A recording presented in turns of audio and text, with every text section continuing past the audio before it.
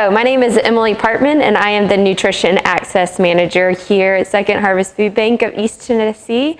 And today we are making pumpkin chili. So we are going to start off with an onion and 1 bell pepper.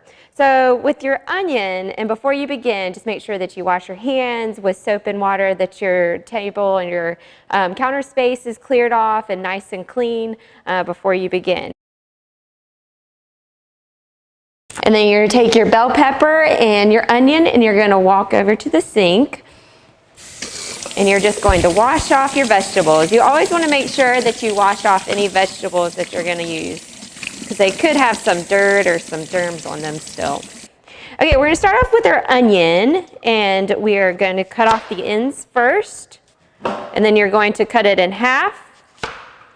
And then you take your knife and first you're going to make little slits this way and then you're going to take it the opposite way and make slits this way so that you can chop your onion. And just make sure that your onion is flush to the cutting board as well as your fingers. Make sure you're aware of where your fingers are at all times. And onions always make me cry, so one tip that I do have is you can put it in the freezer for a little bit before you use it. And sometimes that can help. All right, so our onion is nice and chopped up. So we're just gonna add that to our large pot. And so in here are 2 tablespoons of canola oil, and it's just a good cooking oil. You can use whatever you would like. And now we're gonna chop up our bell pepper. So first, I always take it from the bottom and chop it about halfway and just pull it apart. And so that way I can just pull out the stem and I'm not wasting a lot of the pepper. What I'm going to do is I'm going to first cut it into slices and then again chop it the opposite way, just like the onion. And just take a few, chop this way. And they don't have to be perfect pieces, but just bite-sized pieces. Bell peppers are great because they have just around a little bit more vitamin C than your serving of oranges do. So they're actually a great way to get some immunity boosting vitamin C in your diet. They also add a great peppery flavor. All right, so all of that is chopped and we're gonna add that to the pot with the onion. So you're going to put your stovetop on medium-high heat. So for mine, it's a 7.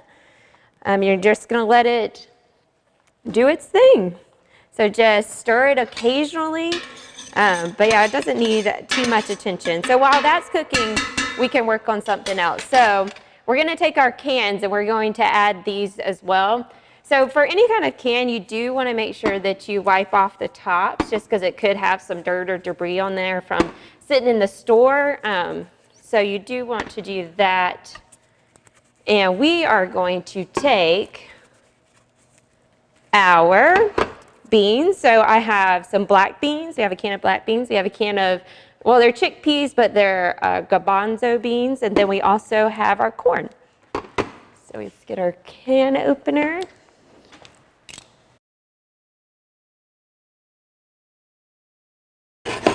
So for the corn and the beans, we're just going to drain off all the juices and put them in a colander. So we have a colander here.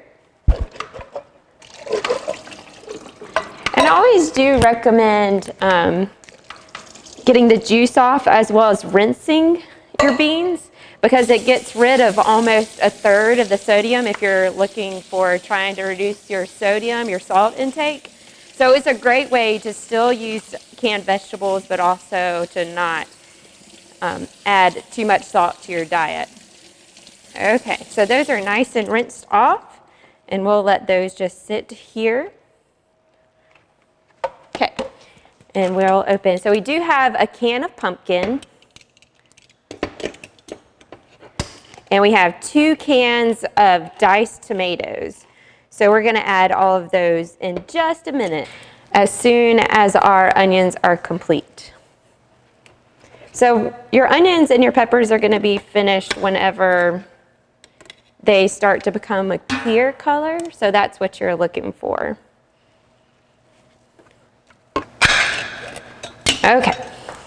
So So those are ready to go.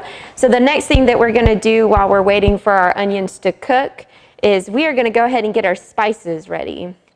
So I always like to mix mine ahead of time in a separate bowl, but you don't have to. You can actually just add it straight then when it's time. So we're gonna do 3 tablespoons of chili powder. And if you don't really like spicy things, you could just do 2 tablespoons. I also like to put it in a separate container first, because if you don't like the seasoning, you don't like the way it tastes, if you want to taste a little bit of it, then you are not going to ruin your entire dinner. So you can start over with your spices instead of ruining an entire pot of chili. So 3 tablespoons of chili powder, 1 tablespoon of paprika, and then you're going to do 1 tablespoon of cumin. And last thing is you're going to add 1 tablespoon of garlic powder. And here's the secret ingredient to give it, since we're adding pumpkin, we're gonna add 1 teaspoon of ground cinnamon. And you can also add a little bit of nutmeg if you would like. So there's all of our spices. So I'm just going to combine them in this cup so that they're nice and there's not one spice versus the other. And it smells really good. So it's like a good mixture of spicy and sweet. All right, so I hear our onions are sizzling away. So we're just gonna give those a little bit of a stir. So they are starting to look clear, and so that's when we know that it's good and that we can go ahead and start adding our other ingredients. And if you want to wait until they're a little bit brown, that's also fine. So we're gonna add just our 2 cans of tomatoes.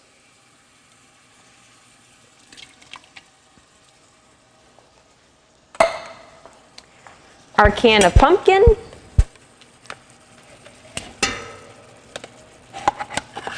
And I always like to make recipes with the entire can because I have a hard time figuring out what to do with the rest of it once I'm done. So pumpkin is a great way to get some of your vitamin A, as well as your potassium in your diet, which is good for your blood pressure. And it also is going to add some creaminess to your chili. Okay, and the last thing we're going to add is our beans and our corn. And then we are going to add just 1 cup of chicken broth. And then the last thing is our spices. So we'll just add all of that together. And then you just want to mix it until it's all combined. All right. So you're all done.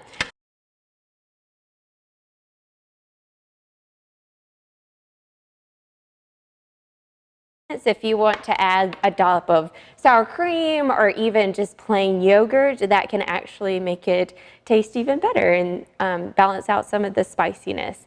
Well, thank you so much, and we hope you enjoy.